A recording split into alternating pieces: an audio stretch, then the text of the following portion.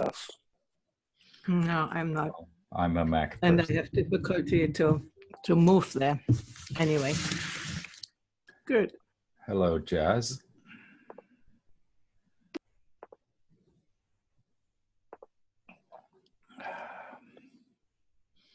All right, well, we can get ready to start. I'm sure there'll be more people. Oh, you got a different hand today. Looks much younger. Hi. All right, so today it's about having a generative conversation. And it's in part about exploring what that might be. We might have different ideas about that or different difficulties about getting there.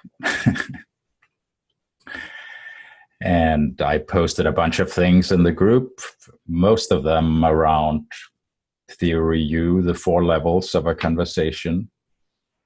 And I think, or in my mind, we're aiming for a level 4 conversation, which is together looking at what's trying to emerge in our future. And that involves certain things like sensing, being present in one's body, feeling, being honest about one's own feelings. So we will try some of that. Hello, Joachim.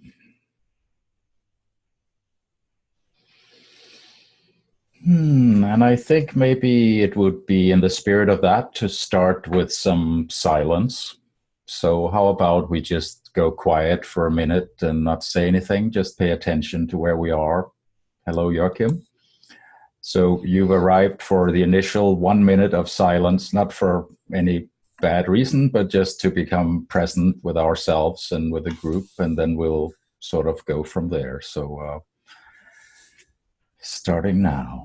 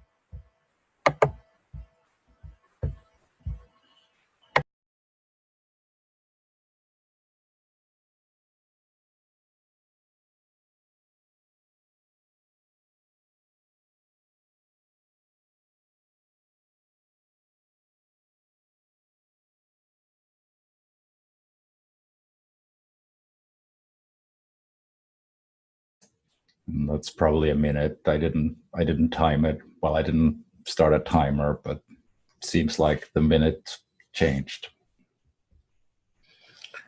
Okay, so a generative conversation, it could be about whatever it is that wants to be had a conversation about.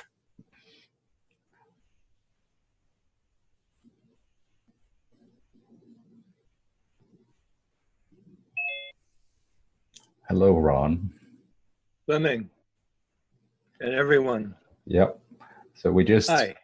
We just had a minute of silence just to get us started, getting into the right mood. Don't worry, nothing to worry about, but we will try to have a generative conversation of some kind.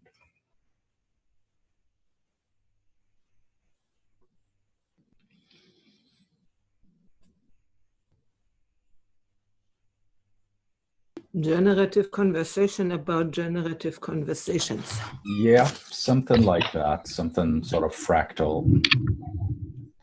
Mm-hmm. Hello, Zachary. Hey. Hi. Running a little bit. No worries. So we're going to have a conversation in part about having a generative conversation. And we just started with a minute of quiet just to sort of get in the right mood, and then we'll sort of go from there. Cool. And mute yourself when you're not talking, if possible.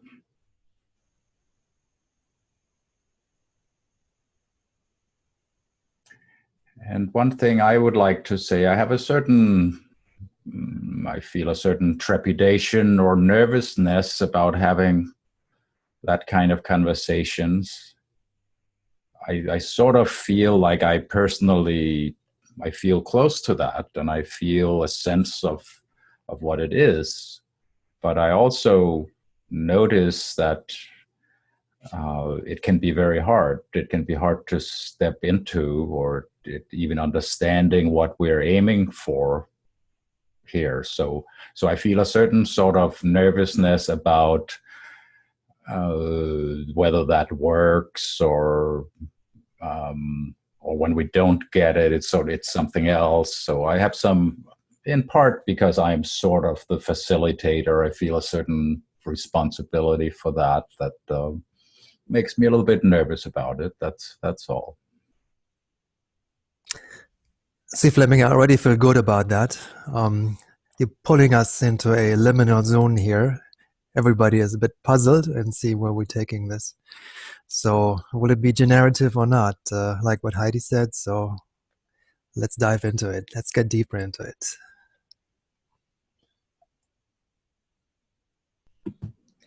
Exploring our capacity for generativity and conversations. And as I see it, it's just a flow. It's trying to get into a flow and getting into different perspectives, or one perspective and elaborate it. And so I like to do generative conversations more than, let's say, structured conversations. So.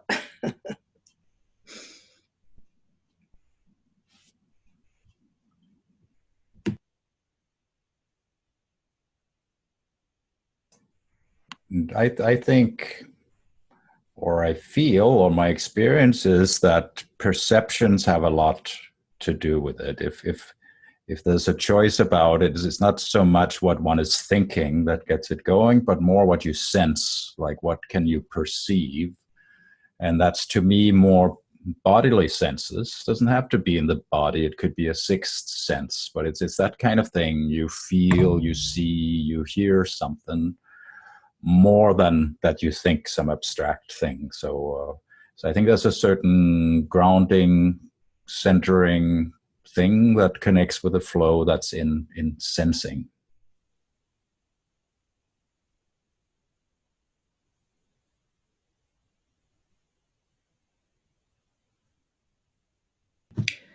What I'm sensing is that after you spoke, the silence was energetic. It was not a silence with, oh, everything falls down, but it was like something is about to come. So we will see. I would like to understand that better. That sounds lovely, like energetic silence. I think that's what we're sort of fishing for, but I'm not sure I know what that is. I think it's a kind of anticipation of what's coming next, because something generative always goes from one step to the next step, right? So you bring this into some kind of a sequence, right? John Calvin uses the word generative sequence a lot, right? Or tea-house sequence. So there's almost like a ritual you go into, right? That makes you comfortable, and that makes you look forward to the next step in that sequence. So this is very important. And Heidi just did that, right? By raising the anticipation of what's going to come next out of this conversation here. So thank you for that. I think there's a lot of power in, well, anticipation, or in mystery, in being pulled or attracted to something which we don't quite know what is, but there's energy in it. It's exciting somehow, but we don't have it yet. That's very rich.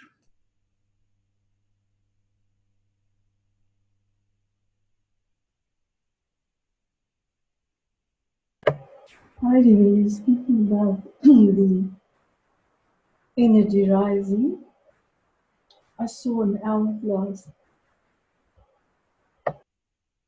You saw a what? An hourglass.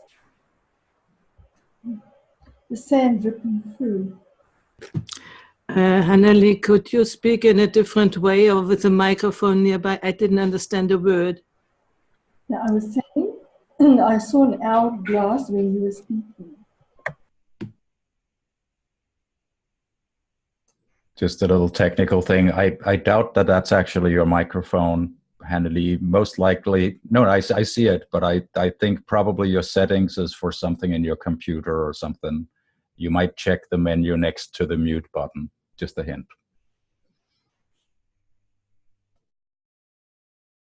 There are two things that come up for me.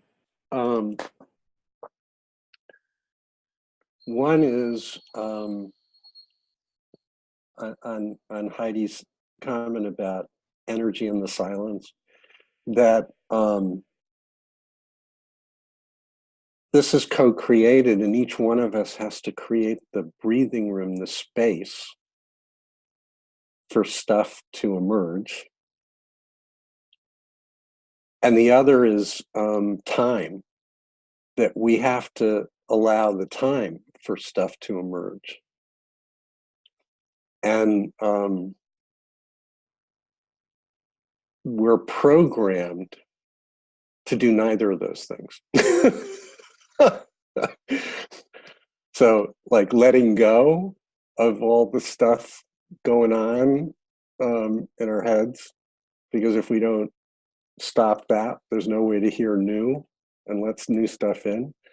And allowing the time, like Annalie, your reference to an hourglass, like there's a feeling associated with that of something running out.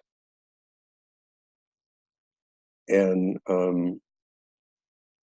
I've experienced more and more, as I've lost any grip with the normal way of relating to time as linear, the loss of imperative, the loss of scarcity around time. You know, just relating to it as not a primary, but as a subordinate element of whatever time and attention is in the moment. And being really generous with it in service to emergence. So I'm complete.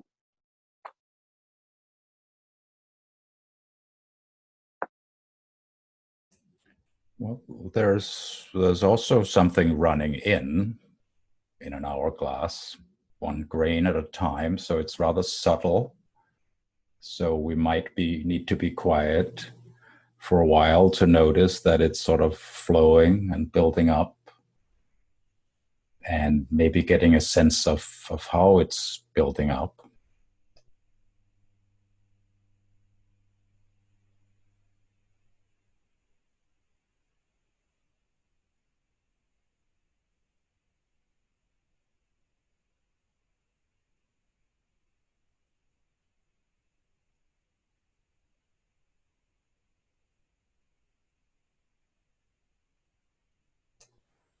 I personally, if I try to have a sense of that in how I relate to the world around me, I sort of feel like I have less attention on the things running out or going wrong or not working, and more attention on an approaching feeling of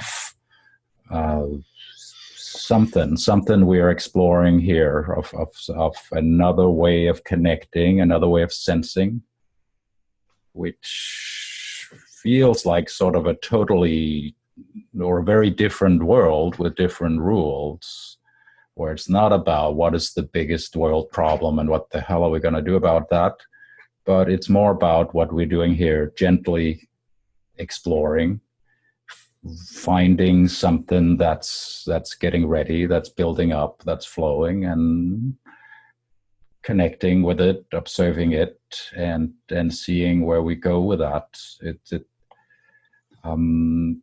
Which in many ways is pleasant. I sense no particular bad disaster in that. On the contrary, it's a joyful, pleasant connecting together.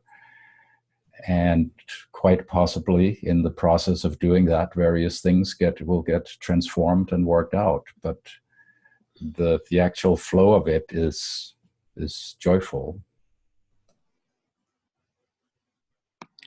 Lucy Rist posted a question the other day about generative conversations and combative questions, I think it was.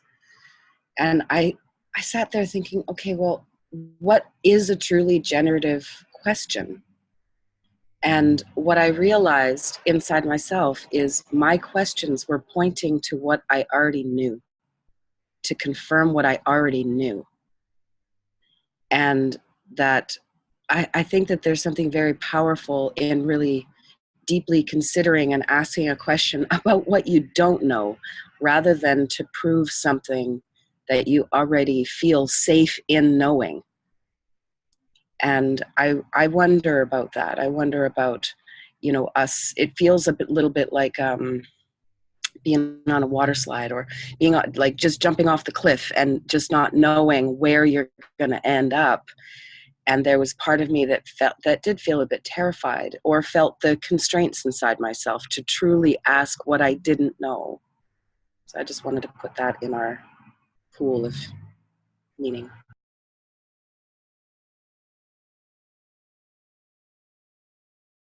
I like that a lot, Tammy. It's exploring sort of adjacent spaces, spaces that are related but yet unknown, and from there you can see more. I always like the context of you being on a journey here. You're participating in an expedition where you don't know where we are going, but you're here already. So the team is here. The team is ready to move forward into these adjacent spaces, right? That we yet have to explore, yet have to understand, yet have to connect. Right? Some of us have connections already, others don't. So how can we, as a group, move forward deeper into these new spaces? So that's very generative. Thanks for bringing this up, Tabby.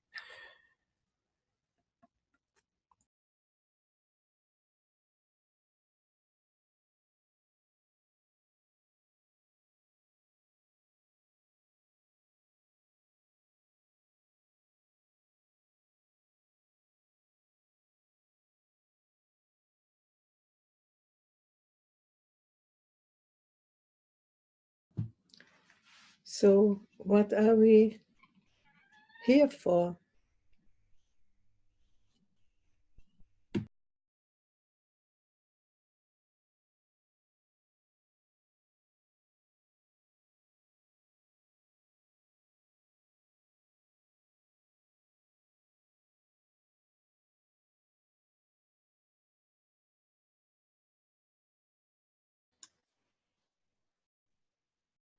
I just want to say hello from Germany, and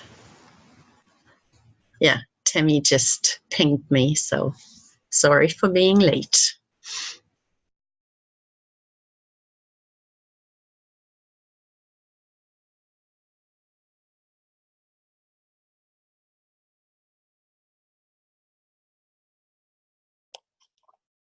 I noticed you got a lot of books, Joaquin. A lot of books there. You seem like you're in a library. Is it your library?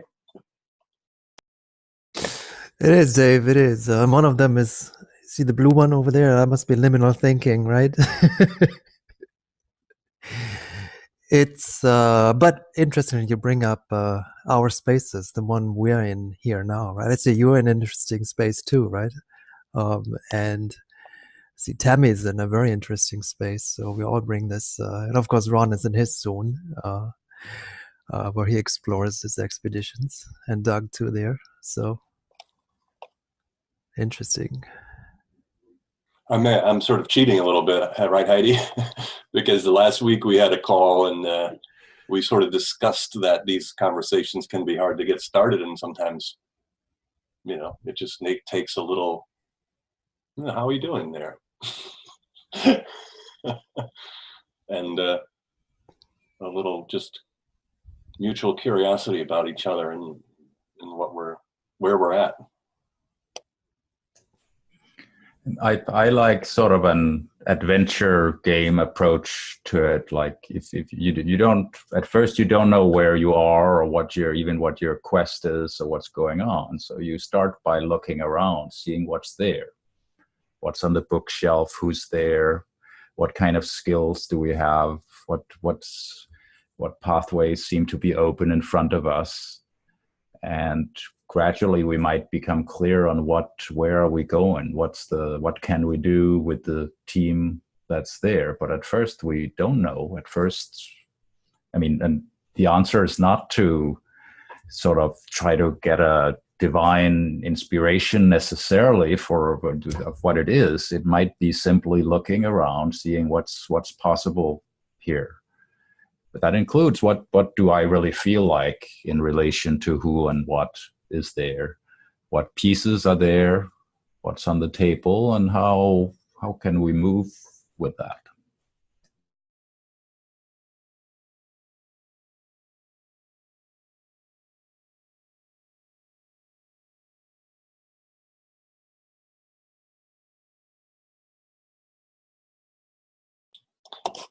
Okay, you mentioned adventure. Ron and I connected between the last week and this week, and Ron has sort of agreed to take me on an adventure, but we haven't actually. I think the adventure has already begun.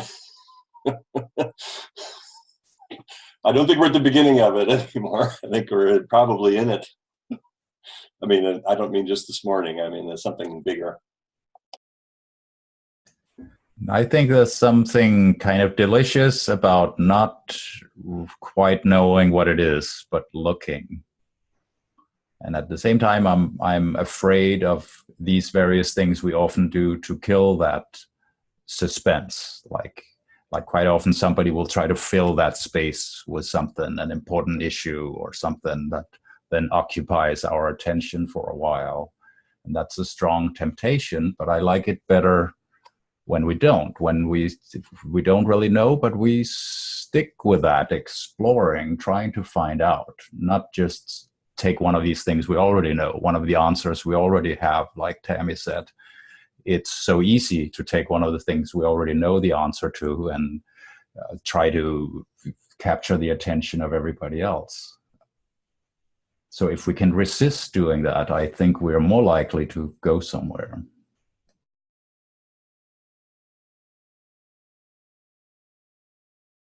I'm enjoying thinking about how to create a question of knowledge that you don't have in order to explore. I'm getting that stuck on my head, going around in circles. How do you create a question when you don't know what the answer is going to be? A really open, generative question.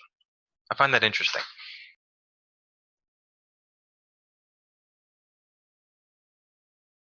I find it interesting that that's a question for you. I ask questions about things I don't know all the time, every day, many questions. So I mean, it seems like we most generally don't, the things that we don't know are way greater than the things that we know. Well, Zachary, the only way you're going to find out is to pose the question, whatever that is. The sooner you do it, the better. I have a question. Has anyone here ever had an experience like, let's say, an experience that was unexplainable within your worldview? For example, have you ever had a dream and found the next day that someone else was in the same dream or something like that? That's a question I have. It's not a question coming to confirm what I already know, I don't think. It's a question I'm really curious about. 2 words cover that. We had this conversation on GCC many months ago. Serendipity and synchronicity. Happens all the time.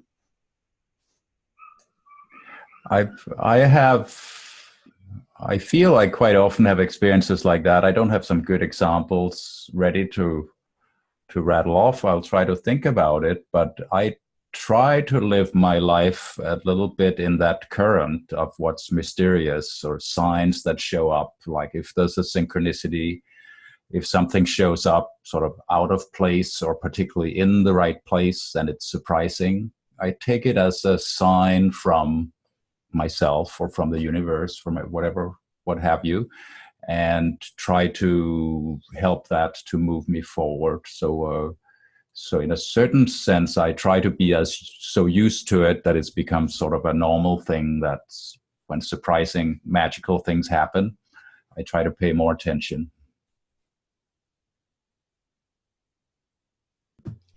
I also can share something of a dream, which often I don't remember dreams. Sometimes I remember them, and when I write them down, then they're fixed. And it happened to me that obviously at night I wrote down a dream.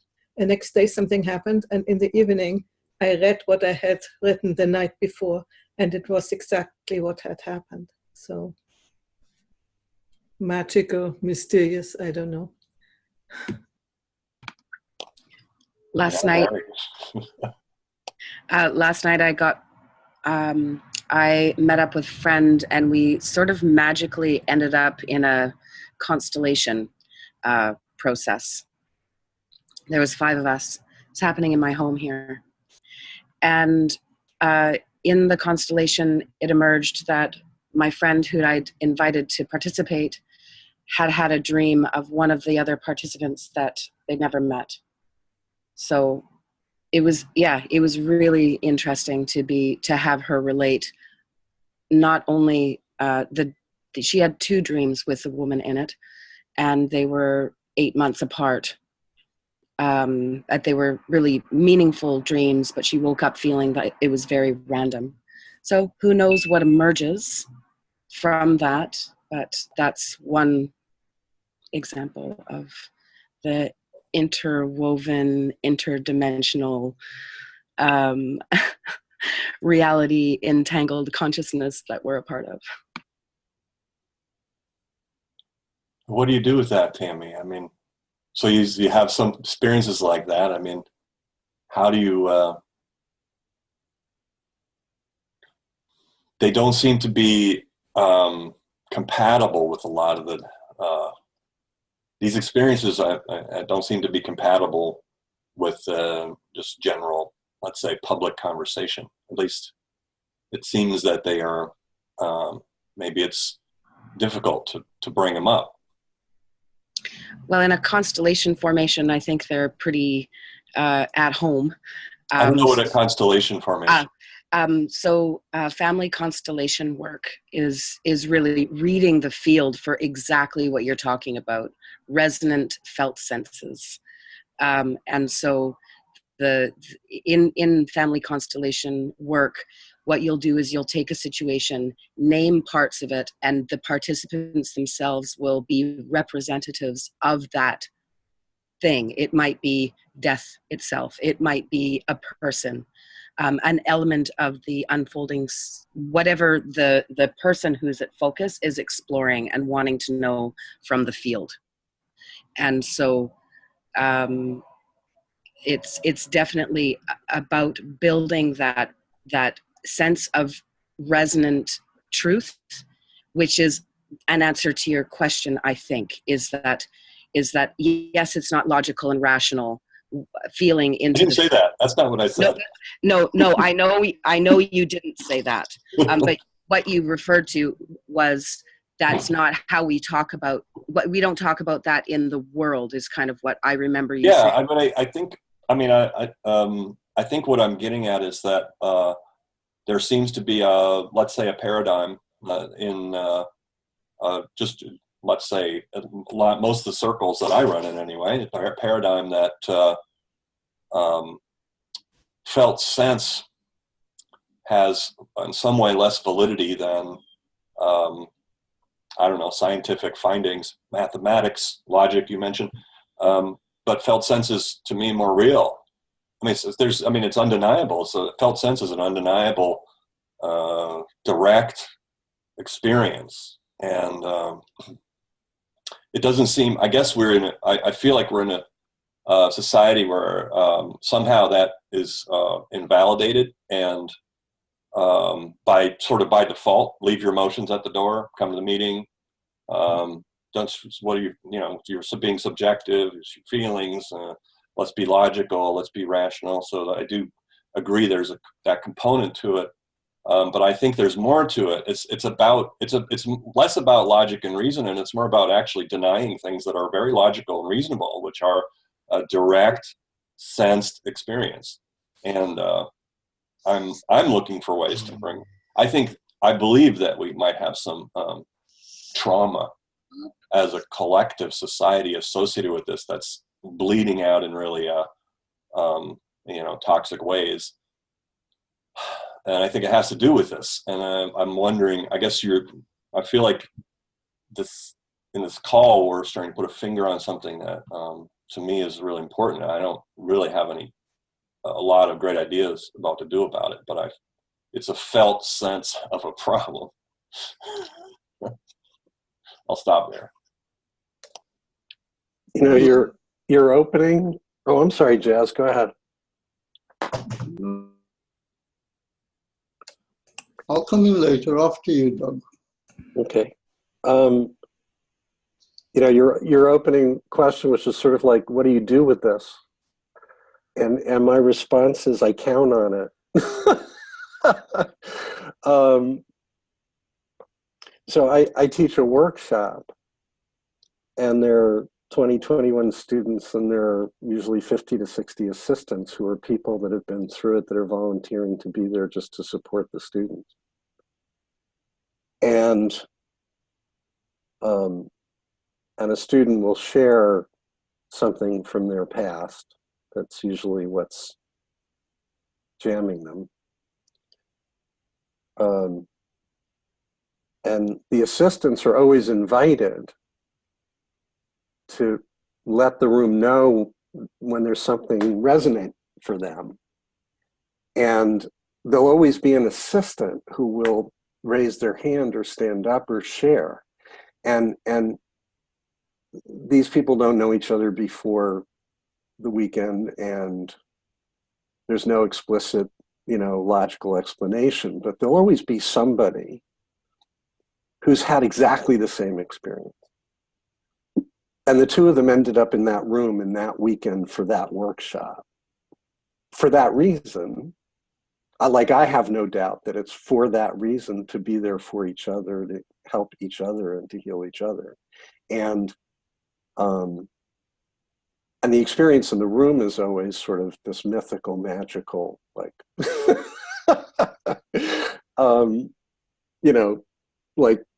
this is coming from, how did this happen? Awe, shock and awe. And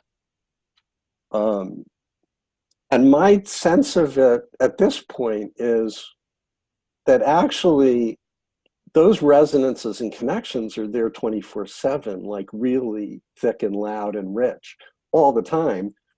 And we just lost the awareness and the ability to see them and be aware of them a long time ago.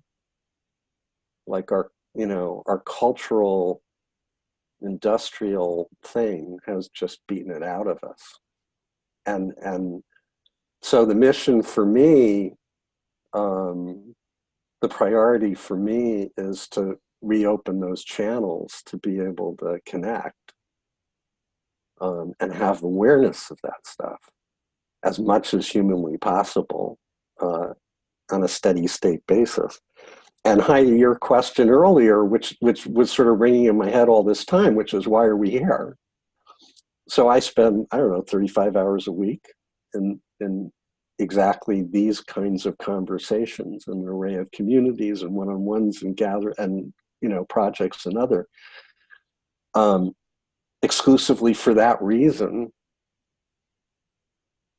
which is, it's a practice to connect and create the container, and the felt, sensed sort of resonance that happens in these calls for me. And it's not that there's a we or a thing that arises out of this. It's that all of us coming together individually, collectively co-create it. And it's sort of like a dish. It's sort of like creating an observatory, right? You know, like where we can, you know, get the signals between ourselves. And I also think that this kind of practice really resonates out. Like the more of these kinds of connecting times that we and thousands of other people doing this at the same time around the world, that the more of this happens, the more we're affecting the world around us. I really believe that. And so it's in the doing. It's in the, you know, we got to be in it, in generative conversation in order to propagate generative conversation and figure out how to save our collective asses from global extinction. And I'm complete. So I think there are definite situations like here where exactly what moves us forward is a felt sense of what's there, what needs to happen. It is exactly questions like Zachary mentions that sort of poke into the unknown rather than questions that just have an answer. And it's exactly what we need. And some of the things that work in other settings might not work here, like having a clever presentation or a precise question with an answer. It doesn't mean that there are not other settings where those are still valid. So part of what gives some of these things a bad name is however much a felt sense makes sense here, it might not make the same sense in an engineering context. I mean, if you're building a bridge, it's not your gut feeling about, well, you need some gut feelings, but I mean, you need some formulas for how much concrete you need to pour and how strong it will be. You're not just guessing. If you need to figure out if there's global warming or not, it's not just what you feel about it. There's some data somewhere. So some people go around having sort of a psychic sense about everything where it's maybe not the best thing to have. But in a setting like here, where we're trying to feel out what needs to happen, what are we going to do, I think that those are the best tools we have, and we need to develop them more and have a keen awareness of when we sort of go off on that, when we fall back to things that actually aren't working well in this setting.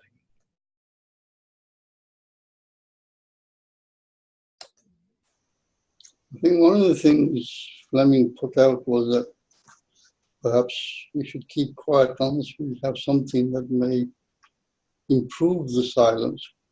I come from an engineering background. I remember it well, being about 14 years old.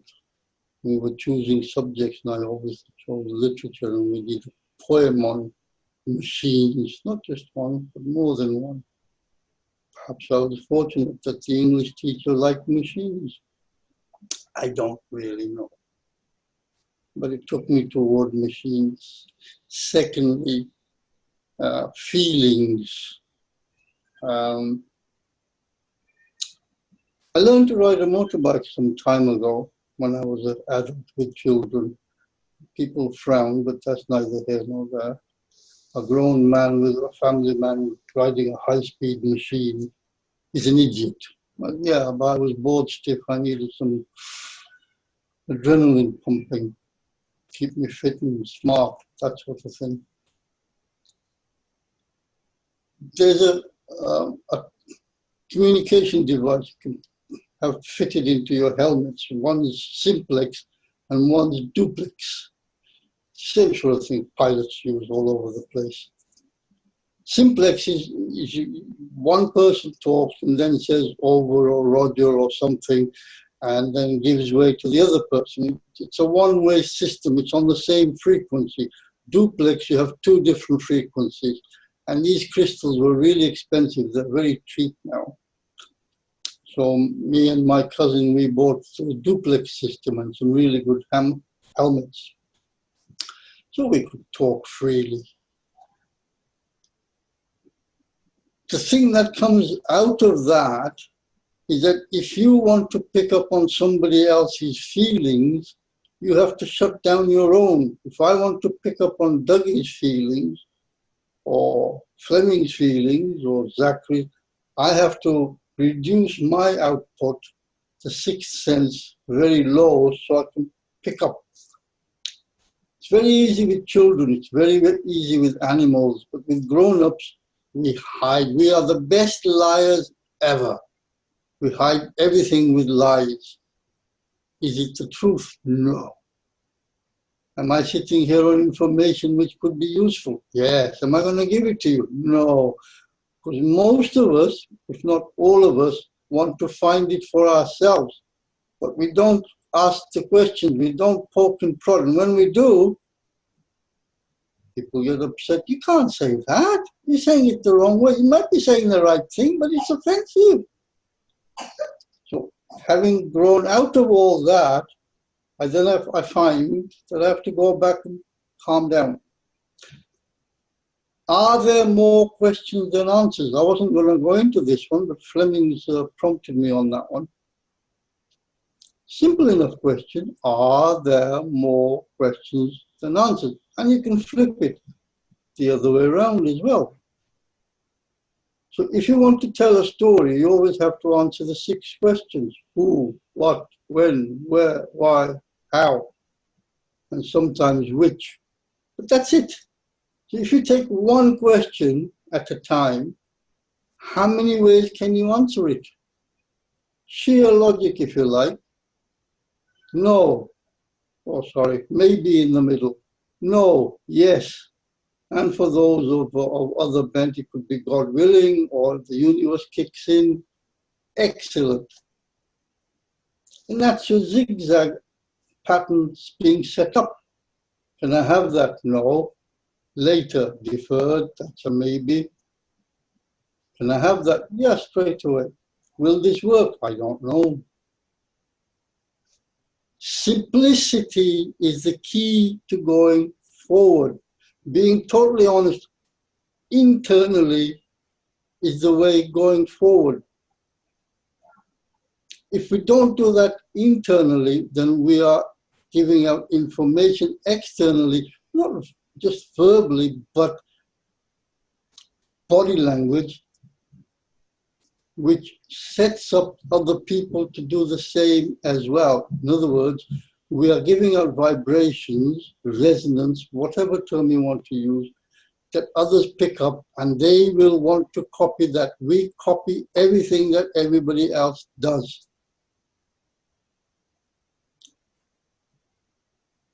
Yes, Tammy. Oh, I was just agreeing, but also also feeling maybe switch. Okay. Switch.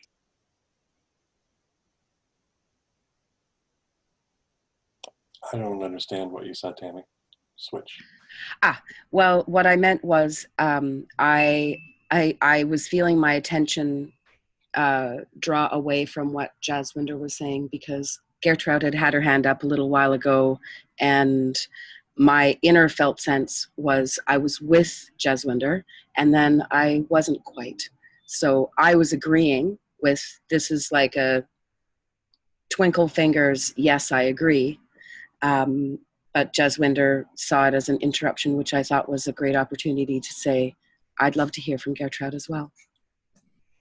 And before we go to Gertrude, I just wanted to chime in that I was sort of feeling the same thing. Like, whereas first I really liked Jaswinder's point, but then we started sort of drifting off. So there's some sort of sense of when you've said enough or something. I don't know. So one chunk of expression at a time is probably a good principle. You have something to say and you say it, and later you maybe have something else.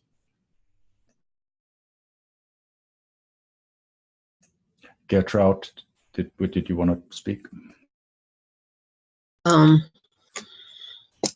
Yeah, I went back because Jaswinder was right after I thought it was time after Doug. He gave Doug the way. So I don't know if that fits together, what I want to say. I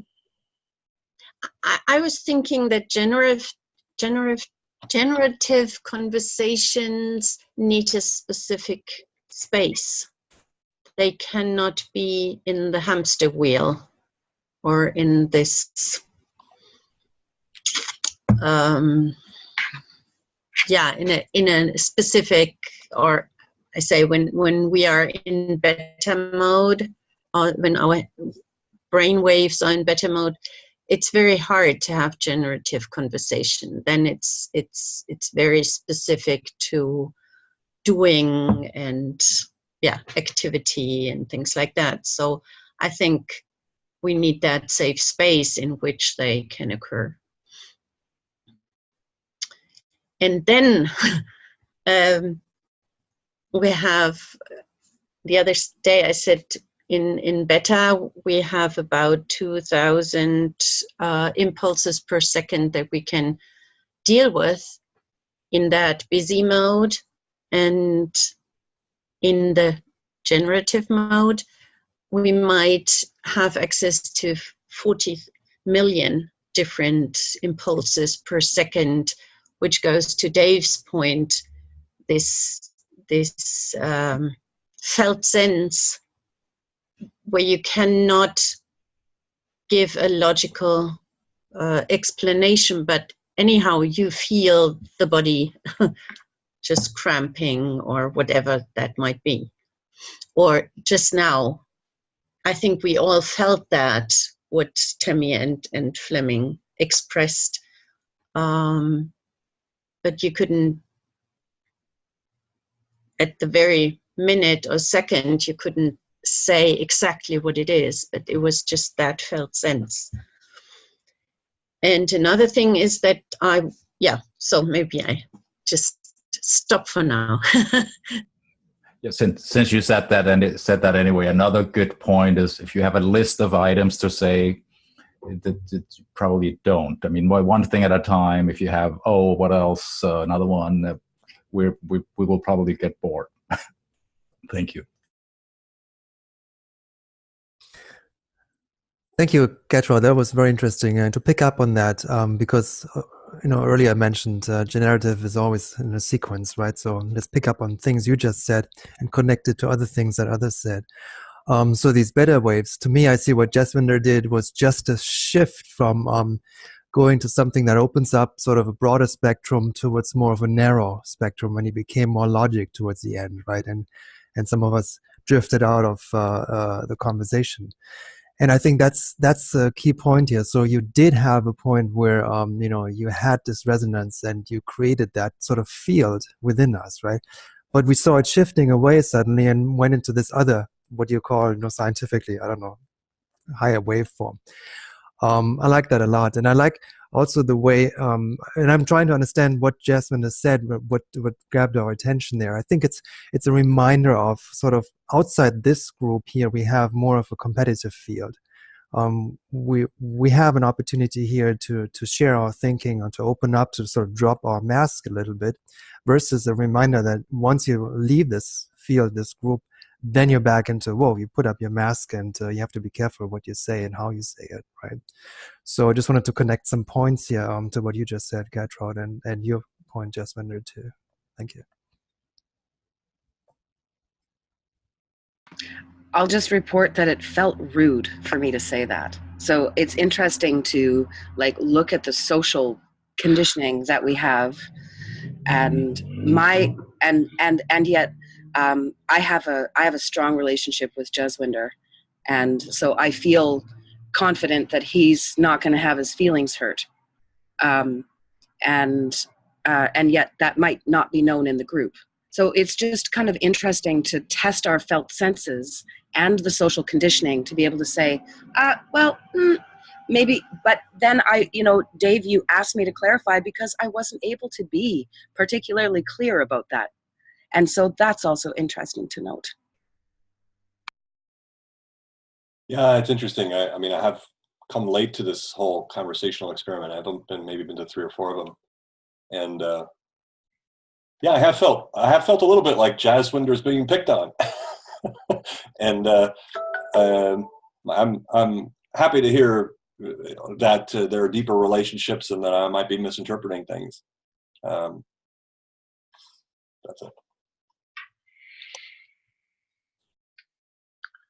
I mean, I do think if we can get literate, if we can build a kind of a literacy, I do think if the world was talking like we're talking, I don't think we'd have problems. I mean, if the thing is that we're so everyone's so in their head, and the feelings are just kind of like thrown out, and you know, we have I'm 15-minute drive from Ferguson, Missouri, where all the riots, you know, the police brutality and riots, and I think a lot of the things that are going wrong in the world are based on, seem to be due to people not doing what we're doing here. Because it's like half the equation of humanity is somehow excised from the dialogue. I feel like I'm beating a dead horse here. Maybe, I mean, we all know this, right? And I agree with Doug. I think just keep doing. We just keep doing it, and it spreads. Like people, and what Jaswinder said, people, we learn by copying. You know, just be good to copy. Be good for other people to be the kind of person other people you want other people to be. You know, be copyable. Zach? I find that in my past experiences of having like this universal conversation of just ideas flowing out, that it's very difficult to keep the ego at bay and keep the I's and the I thinks, and this is my relationship to it, this is how I think, and then trying to reassure our inner child, and just letting all this stuff flow out is quite difficult to keep the flow going. And if it does crash, fine, okay, we'll take a divergent on it. That there's going to be roadblocks, and then we have to keep moving forward. And then when we realize that we're rambling, we should be able to stop. Like, I just lost my point. Thank you. On that point, it's great, Zach. A key point is sort of knowing when to stop. I think often what gets in the way, we have sort of an idea of being polite, or we have to have a proper conclusion. We're trying to find a good point, or we're trying to say everything we have to say, where really what could override that is we have a sense of this is enough. You've said the thing you needed to say, even if you can't wrap it up or conclude it, just stop. I mean, otherwise you end up rambling, going on, trying to find a good point, and then you think of something else, and then people start looking sleepy. So if you've said it, whether it sounds, it's a great period in the sentence or not, just acknowledge that and move on.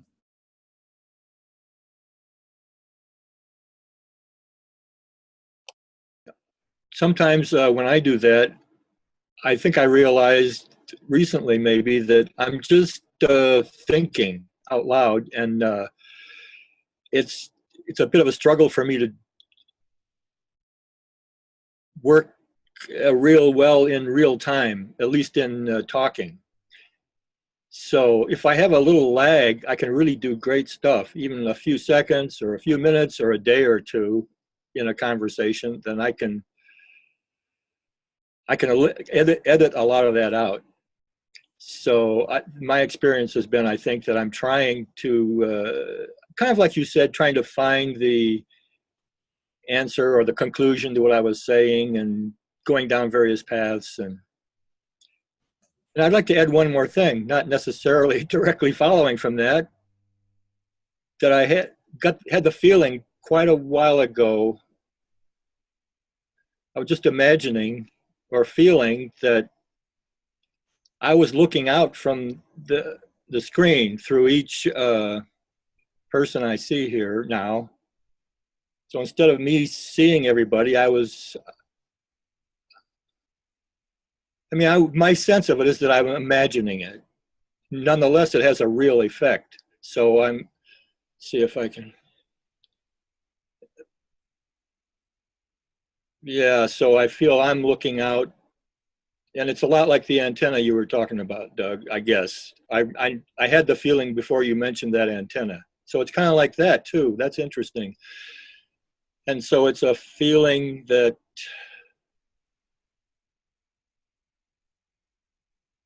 I'm looking out through each of us in the screen. It's not me, it's not Ron really, but I get to, I'm allowed to host that feeling.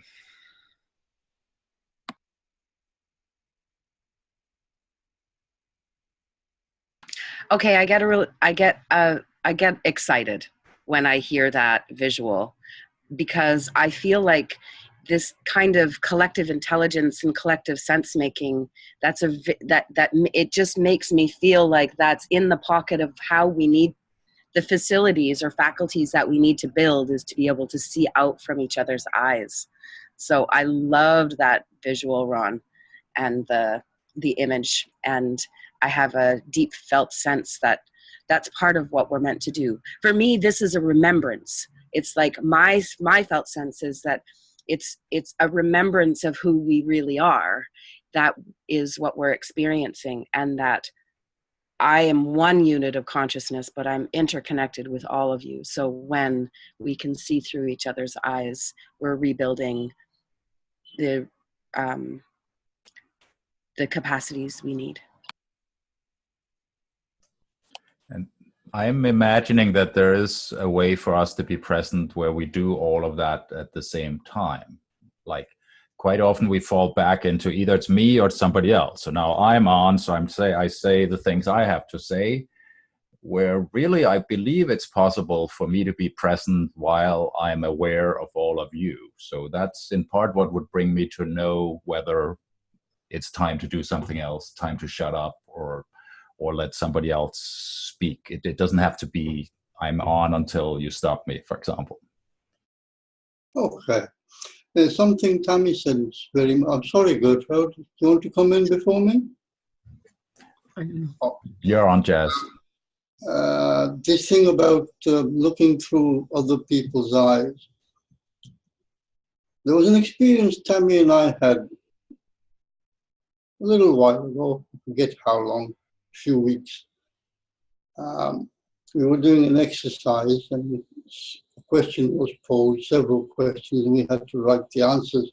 Whilst I was writing the answer, I had my head down, and Tammy was watching what I was doing. So when I looked up, Tammy was staring or looking directly at me, and I thought, that's nice. So I looked directly into her eyes and smiled, and I held that pose, and we connected at a very deep level. Now, that's not the first time I've done that sort of thing, because I do a fair amount of meditation. I don't know how comfortable you are of having people look into you at a short distance, less than 3 feet or so, or thereabouts, but to maintain that gaze and relax your body till you go out of focus, and then you can focus directly into the other person's eyes. That is probably one of the best feelings you will ever have on this planet. That's all I have to say. I want you to say it again. Can I ask you to say it again? Just the last part about the recipe. I'm trying to write it down. Yeah, find somebody you're comfortable with and sit across from each other. Regulate your breathing. And just gently gaze into each other's eyes. It's not easy. It takes a lot of practice, but gaze till you go out of focus and experience that experience as much as and as often as possible. The thing that I have to probably do it, but the thing about doing it till your eyes go out of focus, that's the thing that's really interesting to me. Well, you can practice. I don't think I've ever done it. Practice the out of focus bit with the mirror. Get comfortable with yourself first. Well, I'm a painter, so I do a lot of fuzzing of my eyes for that, for that purpose. But I've never done it intentionally with a person. It's interesting. If you can do is it it something that you just let it come, or is it something that you create consciously? I guess is the question. Both. The out of focus piece. Both. You have to work at it, and then it becomes automatic. Okay, thank you. So be prepared that be prepared that a lot of things happen when you do that. It's a practice that I have done in my life too. You sit down and look at somebody, and it becomes hard, and your eyes start watering, and they go out of focus, and you're like spacing out. And if you let yourself just sort of relax into that and keep doing that, wondrous things happen, and one becomes more comfortable in front of another person. But lots of physical things happen.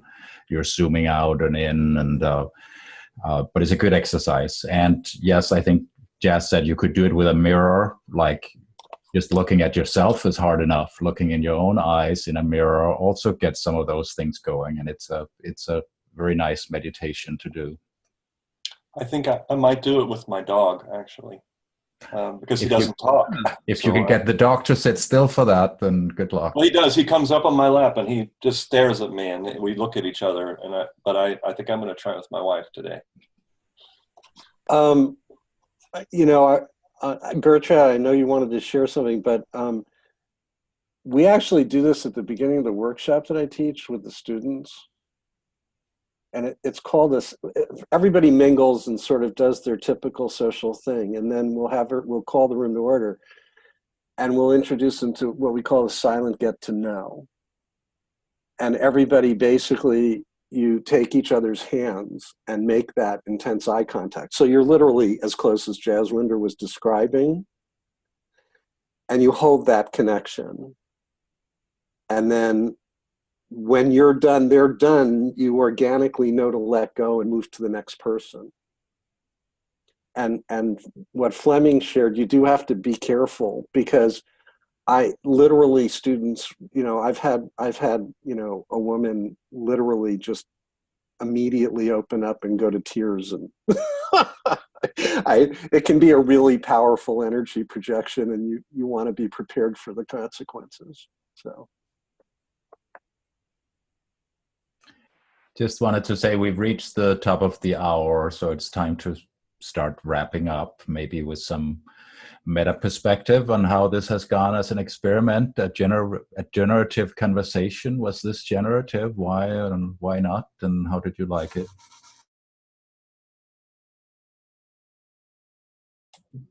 I think we've covered a lot of ground in a very short space of time. I'm tingling, and I'm complete.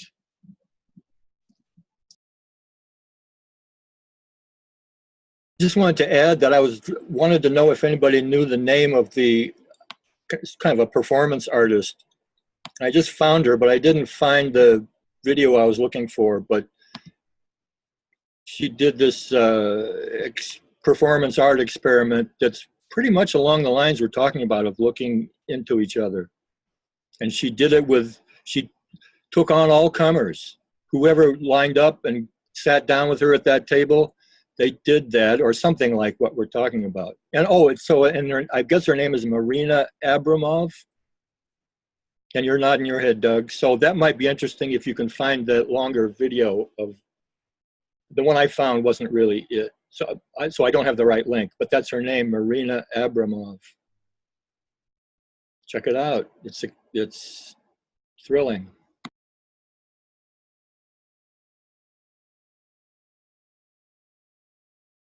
As you were asking if this was a generative conversation, Fleming, I can only say that I did several with my German-speaking group, and it felt more generative there.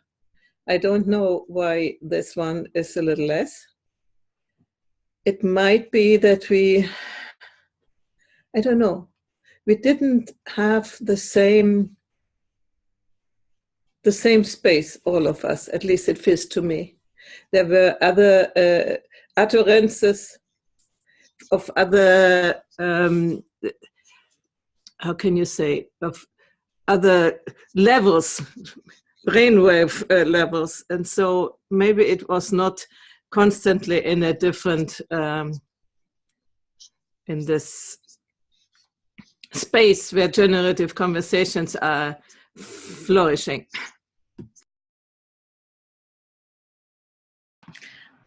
I felt that this was generative for me, but I'm really curious about what Hannah Lee wants to share.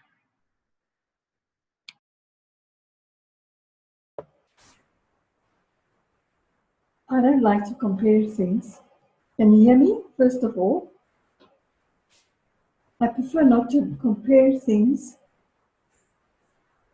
I've explored many ways of this type of generative conversation in different audiences in the real world. When I say the real world type out there, as well as in groups like this.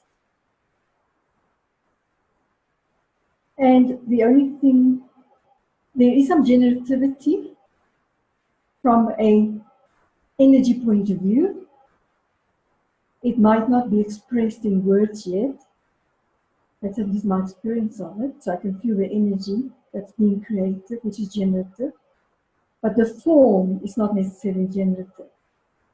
So the outflow of that, in my experience, will emerge. It might not, it hardly ever happens in the moment. So the directive is not immediately necessary. The connection between all of us, for me, is generative. It's growing. There's something happening, which I don't have words for yet.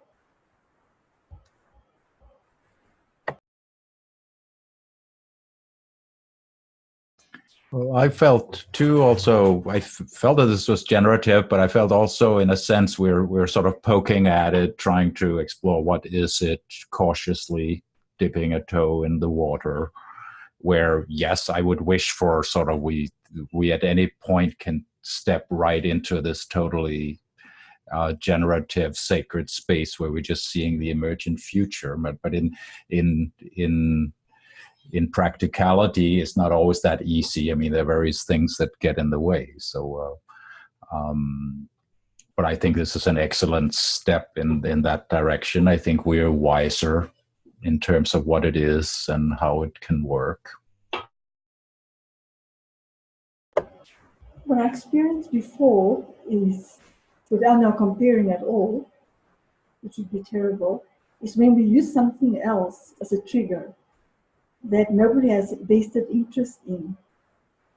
It could be a visual, it could be a music, and then we all sense into that, into the co-generative space to see what emerges, because then it's nobody's story. That becomes much quicker into generative space. I should say also that in the past we've done experiments here that were more physical, trying to mirror each other. We've done exercises to sort of emulate a stuck point and how you get over that. We've done constellation work. We've done a variety of things, and I tend to agree that if there's something we're trying to do, it probably distracts us from our sort of mental habits on what we have to say. So it's maybe a faster way of getting there. At the same time, I'm hoping that we gradually will become able to step into it even without any kind of crutch or gimmick. I mean, not that there's anything wrong with it. Any other last minute conclusion or remark? Yeah, I was just coming late and just trying to feel my way in and not knowing how long did that go, like is that the second, the first, the 100th session that you're doing. So I kind of had to feel my way in. And what Dave said this like holding hands in the dark forest that it's applicable, kind of. And yeah, thank you very much. It's nice to meet new people in that context. And yeah, and going forward and doing that work. And if you have more of that planned, Fleming, just let me know. Ping me too, please. I didn't know. So yeah, and I put in the link for in the chat for this eye contact, the worldwide thing, and some questions. I think as I came late, so I didn't know exactly what Zach was looking for or what you were looking for, but we have created a lot of questions, like 10 pages in our book, appreciative questions where most of them are generative. So something like that. Thank you very much. It was a nice experiment. Thank you for coming. And yes, despite that we've had many conversational experiments, any new readers can start here anywhere. There's no requirement of having like participated or been part of it. Part of the idea, I think, is to find a way of stepping into productive, deep conversation right away without having to have gone through a whole program of learning. But we're exploring inroads into that in many different ways. And of course, some of what we've learned in the past is applicable, so we'll bring it up once in a while. All right, I think now is probably a good point to end. So I would like to thank all of you for showing up. Hope to see you again. There's a conversational experiment every week. It changes every time in some fashion. In another fashion, we plug into some of the same thing every time magically anyway. So thank you for being here. Having a wonderful day. Take care and be good.